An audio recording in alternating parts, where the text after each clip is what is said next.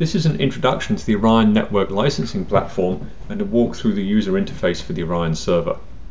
But to set the stage, what is the Orion Network Licensing Platform? It's a licensing system for protecting software applications, combined hardware and software systems or embedded systems, and it contains a number of elements.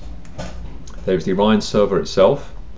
There are then various client libraries for different languages and platforms for integration into the protected products. There are the back office tools for automation and integration, and of course the development tools you need to work with Orion. Now, Orion supports a number of different deployment scenarios. First of all, the Orion Server can be hosted on the internet in your data center or hosted on your behalf by Agilis at our Acropolis service. And over the internet you can be managing automatic activation of node lock licenses on connected or disconnected systems, or be offering floating licensing for perhaps to different customers. The Orion Server can also be redistributed by you and installed on your end customer's network, in which case it can then be managing floating licenses or the activation of node lock licenses over their global wide area network, VPN or intranet. Now, the Orion Server comes with a general purpose user interface. You can use that interface, you can customize it, or as some of our customers have done, you can build your own branded custom user interface using the admin APIs. We will now walk through the user interface for the Orion License Server. To do so, we'll log into a demonstration service we have set up in the Acropolis On-Demand Managed Licensing Service. So we'll first specify the name of the service we wish to log into. We then need to decide what admin login level we should be logging in with. We can log in as the system administrator, in which case we can see and do anything we want in this service. Also, for any service there can be any number of products, and we can define an admin at the product level. So we can log in as the product license administrator, in which case we can just see and affect things with one product out of possibly many in this service. Also, for each product there can be any number of admin domains, a grouping of licenses or a license pool. And again, we can define an administrator for a license pool, so a domain level administrator can only see and affect and report on licenses for one pool for one particular product. However, for this demonstration we're going to log in as a system administrator. And when we do so, we're first taken to the screen where we can manage the automated tasks that allow an Orion service to run unattended 24/7. Tasks such as archiving the audit trail automatically taking backups, setting the backup period and where those backups are to be done, and also configuring the event alerter, as an Orion service can automatically send emails to a designated address or invoke an external event handler on specified events. But the meat of an Orion service is in the product panel. So you can see here that there are two products set up in this service, Acme Desktop and Acme Server. And Acme Desktop has 100 licenses enabled and Acme Server has 20. And there could be any number of products here, and we could sort on a particular product name, sort on column names and so forth. To see how the options are set at the level of the product, we just click on the options button here. So you can see for Acme Desktop that there are two user level options have been set. So the edition option is set to the value standard, and the version option is set to the value 1.0. And there could be any number of options in here, managing and configuring different features or modules or parameters for your application.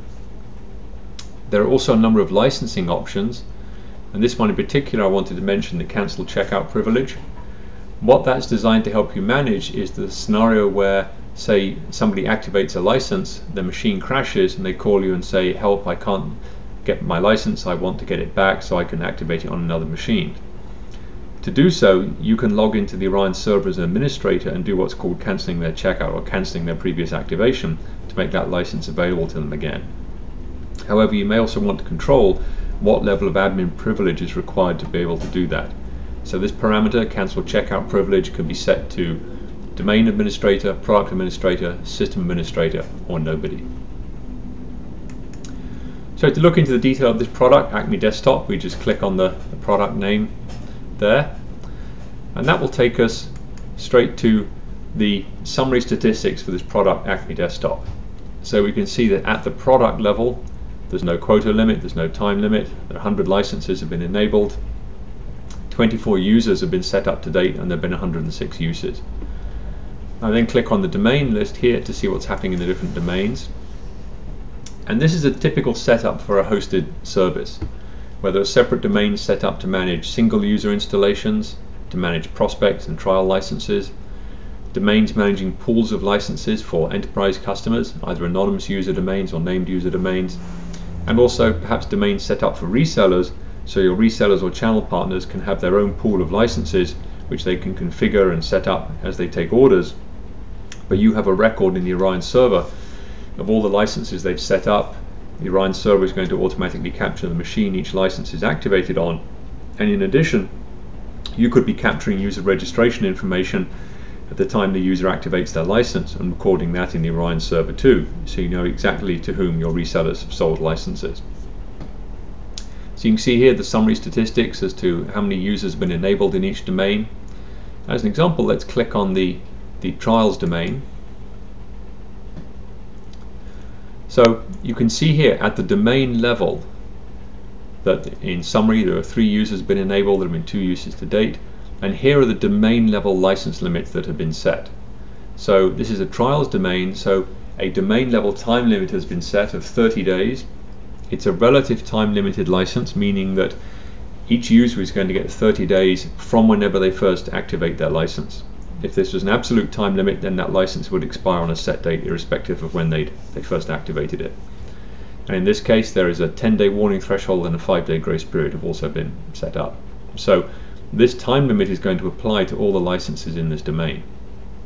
Let me click on the user list, and you can see here that there have been a number of licenses set up, and this username, this is the unique identifier for each user's license. So when they activate their trial license, they'll be asked to enter in their unique ID, and in this case, for example, it would be this user's email address.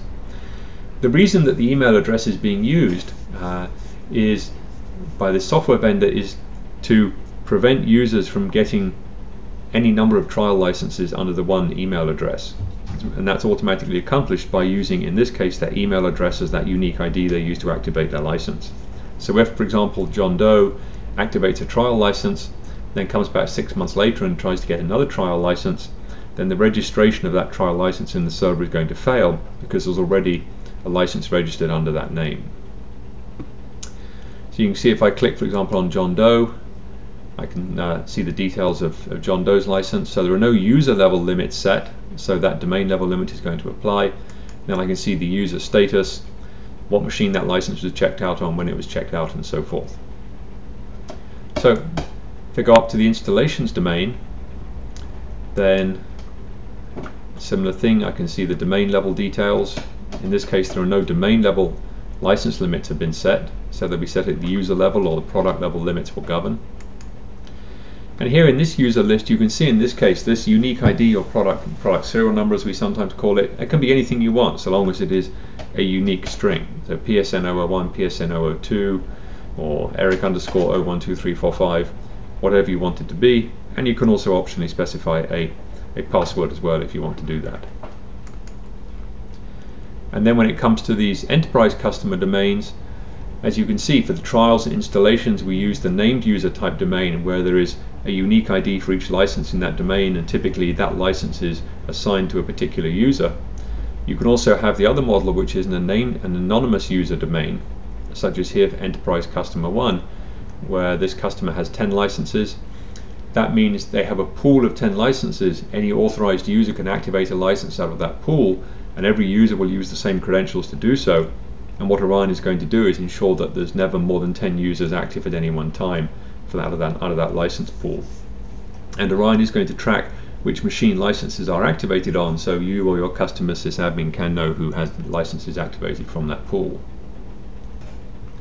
For further details about the Orion Network Licensing Platform, or to discuss further how Orion can protect your products, please contact us at the addresses shown on the screen. Thank you for your interest.